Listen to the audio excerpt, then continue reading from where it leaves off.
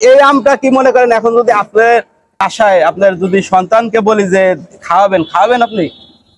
এটা না যায় না খাওয়ালে তো ক্ষতি হবে না, আপনি তো এখন জানছেন, তো জাইনে শুনে কি আপনি খাওয়াবেন আপনার সন্তানকে? না। এটা তো এখন আমি মানুষের মুখ থেকে শুনতেছি আমরা হয়তো গাছ পাকানা এটা যারা যে কোনো মেডিসিনের মাধ্যমে পাকানো হয়েছে। হ্যাঁ, এবারে মনে করেন বিক্রি করার পরে হয়তো পরবর্তী ধাপে আর এটা আনা হবে না। শীতল মৌসুম প্রথম যখন লাগবে তখন আমরা আবার আনবো। পরবর্তীতে আম বেচলে আপনি ভালো আম পাকা আম বেচবেন, এই তো? মানে এই চালান বেচে আর আনবেন না? না। অসংখ্য ধন্যবাদ আপনাকে, আপনি তো আপনার ভুলটা বুঝছেন। জি, ধন্যবাদ। আসসালামু আলাইকুম প্রিয় দর্শক, আমি রেজা করিম ভাইভাবি সংসার চ্যানেলের পক্ষ থেকে আপনাদের সম্ভাষণ, আমার অন্তরণ ভালোবাসা, অভিনন্দন। প্রিয় দর্শক, এখন আমের মৌসুম, তো এখন বেশিরভাগ আম আমরা দেখতেছি গাছেই আছে, আমের এখন আঠি শক্ত হয়েছে না। এই ভাই দেখতেছি একবারে পাকা আম নিয়ে আইছে। আসসালামু আলাইকুম ভাই। ওয়ালাইকুম সালাম ওয়া রাহমাতুল্লাহি ওয়া বারাকাতুহু। তো ভাই এই আম কত কেজি? কত? 160 টাকা। 160 টাকা কেজি? জি। এটি তো পাকা আম। পাকা আম।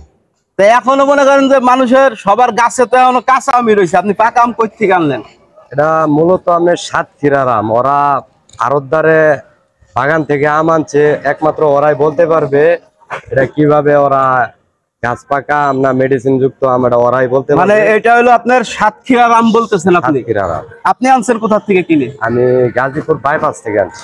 তো এটা আনছেন আপনি আড়তদারের থেকে, গাজীপুর চৌরাস্তা আর কি, বাইপাস থেকে। তো ওইখানে এই পাকা আম যা আপনি যে কিনলেন, তা আপনার কি মনে একবার প্রশ্ন জাগলো না যে এখনো গাছে সব কাঁচা আম, এই পাকা আম কই থেকে আইলো? না, ওরা আরো অনেক পাইকারের কাছ থেকে বিক্রি করতেছে এবং অনেক টনের টন আম আড়তে আছে, তাহলে সবাই কিনতেছে, ওই সূত্র ধরে পরে আমিও কিনে আনছি। এটা আপনি কি মনে করেন, এটা কি কোল্ড স্টোর? এটা কি খাওয়ার উপযোগী? কোল্ড স্টোর না, তবে ওরা হয়তো যে কোনো আমটা পাকাইছে এতটুকু। না, এটা কি অরিজিনাল? আপনি কি বলেন, এটা কি অরিজিনাল গাছ পাকা আম? না, গাছ পাকা না। তাহলে এটা হয়তো মেডিসিন দ্বারা পাকানো হয়েছে। মেডিসিন দ্বারা পাকানো হয়েছে। তাই এটা যে আপনি আনছেন বেচতেছেন বললেন 160 টাকা কেজি, এখন আপনি বলেন এটা যদি সাপোজ আমি কিনে খাই, এটা তো গাছ পাকা আম না আপনার কথাই? না, গাছ পাকা না, মেডিসিন দিয়ে পাকানো। আপনি কি মনে করেন এটা কি স্বাস্থ্যসম্মত হবে? না, স্বাস্থ্যসম্মত হবে না। আপনি জাইনে শুনে এই আম নিয়ে আসছেন বিক্রি করতে, এটা যদি মানুষের ক্ষতি হয় তাহলে আপনি কি চান যে মানুষের ক্ষতি হবে? এটা তো আর আমি জানতাম না।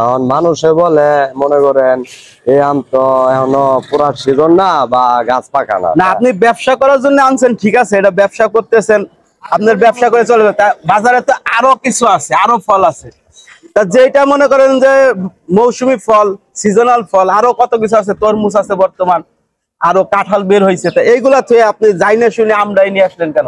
নাম তো আপনার আরতে আরো বিক্রি হইতেছে, ওই ক্ষেত্রে আরো বিক্রি হইতেছে, ঠিক আছে, কিন্তু আপনি তো একজন সচেতন নাগরিক, ঠিক আছে, ঠিক না?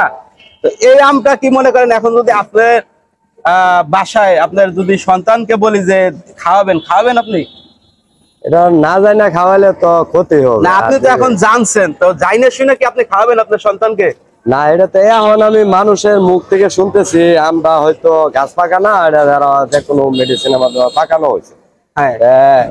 এবারে মনে করেন বিক্রি করার পরে হয়তো পরবর্তী ধাপে আর এটা আনা হবে না। শীতল মৌসুম প্রথম যখন লাগবে তখন আমরা আবার আনবো। পরবর্তীতে আম বেচলে আপনি ভালো আম পাকা আম বেচবেন, এই তো? মানে এই চালান বেচে আর আনবেন না? না। অসংখ্য ধন্যবাদ আপনাকে, আপনি তো আপনার ভুলটা বুঝছেন। জি, ধন্যবাদ। প্রিয় দর্শক, ভাই ভুলটা বুঝছে যে আসলে এটা ভাইয়ের ওইভাবে আনা ঠিক হয়েছে না। যাই হোক, আপনি সামনে যেগুলো মৌসুমী অরিজিনাল দেখা যাচ্ছে ফরমালিন ছাড়া ভালো আম, এগুলা নিয়ে ব্যবসা করবেন না? ওটাই আনা লাগবে। প্রিয় দর্শক, ভিডিওটা ভালো লাগলে অবশ্যই লাইক কমেন্ট শেয়ার করবেন। আসসালামু আলাইকুম।